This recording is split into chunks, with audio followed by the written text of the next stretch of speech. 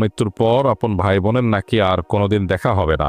এখন আমার জানা বিষয় হচ্ছে এই কথাটি কতটুকু সত্য, আর যদি সত্য হয়েও থাকে তাহলে কেন রাসূল সাল্লাল্লাহু আলাইহি ওয়াসাল্লাম তো বলেছেন যার সাথে যার মহব্বত তার সাথে তার কিয়ামত। প্রথম কথা হলো যে এটা সঠিক কথা না। যদি কোনো বক্তা বলেও থাকেন যে মানুষ মারা যাওয়ার পরে তার ভাই বোনের সাথে দেখা আর কোনোদিন হবে না, এটা সঠিক কথা না। কারণ কোরআন হাদিসে কোথাও এরকম কোনো কথা বলা হয়নি যে মানুষের মৃত্যুর পর আর প্রিয়জনের সাথে কখনো দেখা হবে না, বরং এর উল্টাটা আছে। আল্লাহ রাব্বুল আলামিন কোরআন হাকিমের মধ্যে ইরশাদ করেছেন, যে ব্যক্তি ঈমান এনেছে এবং ওয়াতাবাআতহুম যুররিয়াতুহুম, তার পরবর্তী বংশধর যাদেরকে সে রেখে গেছে পৃথিবীতে, তারা যদি তার অনুসরণ করে, অর্থাৎ তার ঈমান আমলের অনুসরণ করে, তাহলে আল্লাহ তাআলা বলেছেন যে তাদেরকে তাদের সাথে আল্লাহ তাআলা ইলহাক করে দিবেন, সংযুক্ত করে দিবেন। অতএব এই আয়াত বরং পরিষ্কার বলছে যে কোনো মানুষের মৃত্যুর পর তার আত্মীয় স্বজন বা যাদেরকে তিনি রেখে মৃত্যুবরণ করলেন, সে মানুষগুলো প্রিয়জনরা যদি তার আদর্শ অনুসরণ করে, অর্থাৎ ঈমান আমলের চর্চার মধ্যে থাকে, তাহলে তাদের সাথে কিয়ামতে বা আখিরাতে আল্লাহ রাব্বুল আলামিন তাদের সাথে সাক্ষাৎ